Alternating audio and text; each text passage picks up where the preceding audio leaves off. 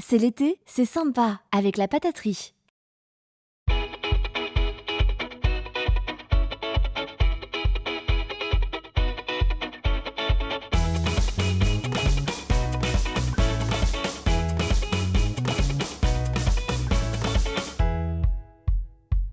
Bonjour, bienvenue à bord de C'est l'été spécial voyage à Nantes. Alors bien sûr, il y a le fil à suivre dans la ville, il y a aussi maintenant les nouveautés du côté du vignoble et puis il y a cette croisière, la croisière estuaire. Alors je suis excité comme une puce, un peu comme un gamin car c'est la première fois que je vais faire cette croisière, je vais tout découvrir en même temps que vous. Dans l'immédiat, avant même de quitter le quai, nous avons rendez-vous avec le meneur, le coach, celui qui a pensé, avec ses équipes bien sûr, ce fameux voyage à Nantes, Jean Blaise.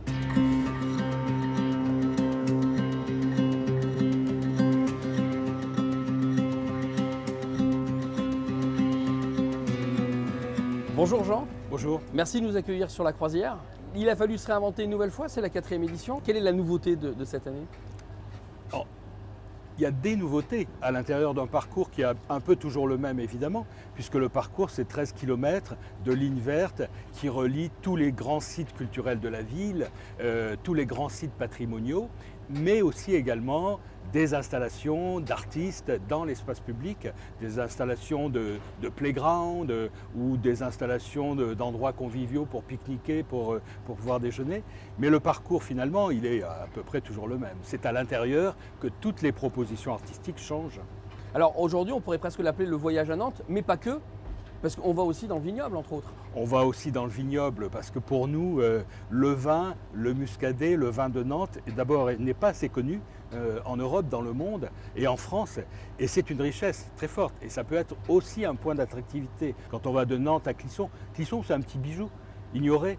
Bon voilà, donc il faut aussi qu'on valorise, qu'on mette en valeur cette richesse qui est à notre porte. Alors on est sur la croisière, Ouais. Nous allons descendre la Loire, de Nantes à Saint-Nazaire.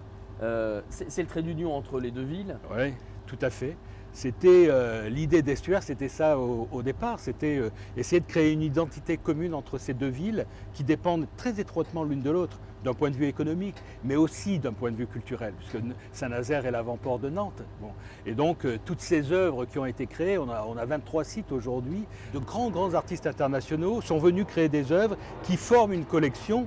Et cette collection, on l'exploite au mieux, on la communique, on l'anime toute l'année, mais surtout pendant l'été. Et cette croisière, c'est une magnifique façon de découvrir l'estuaire. Avant de vous quitter, j'avais envie de vous poser une question. Qu'est-ce qui fait marcher Jean Blaise? D'abord, c'est cette ville qui m'a adopté et que j'adore, mais vraiment que j'adore. Parce que peut-être parfois elle est imparfaite, justement. Elle a beaucoup d'identité, beaucoup de caractère. Bon.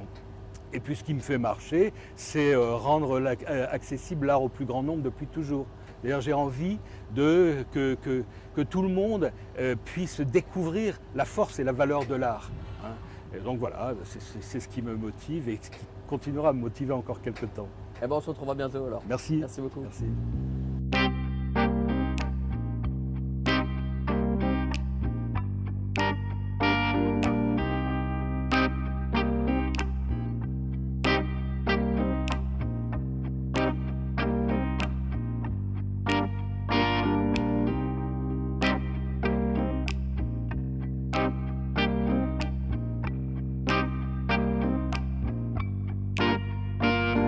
Cécile, la voix du bateau.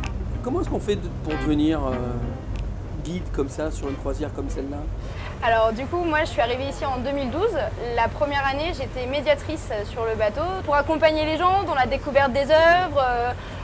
Il y avait la conférencière qui parlait, et puis si les gens n'avaient pas eu le temps de voir, leur montrer par exemple les singes qu'on a vus tout à l'heure, leur montrer les petits détails. Et l'année d'après, la conférencière est partie, donc on m'a proposé de prendre sa place. Je suis historienne de formation, donc ça correspondait à mon profil et voilà, avec plaisir, j'ai souhaité reprendre ce poste. Il y a combien de points commentés tout au long de la croisière? Je sais pas, j'ai jamais compté. Ouais.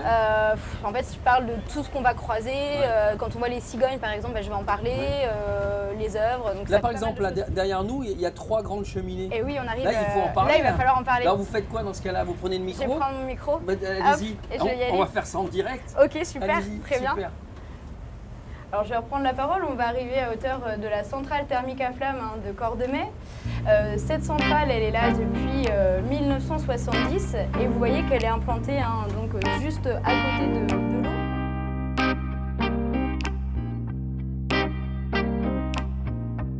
La croisière est terminée et par la même occasion, c'est l'été. Un petit conseil quand même, faites absolument cette croisière estuaire. Vous allez découvrir des paysages urbains, industriels, naturels absolument fascinants. Si je ne devais pas aller préparer l'émission de demain, je pense que je la referai encore une fois. Cela dit, j'ai un petit peu de temps puisque la croisière, vous pouvez la faire jusqu'au mois d'octobre prochain. Il suffit de vous renseigner sur nantestourisme.com. Voilà, on se retrouve demain.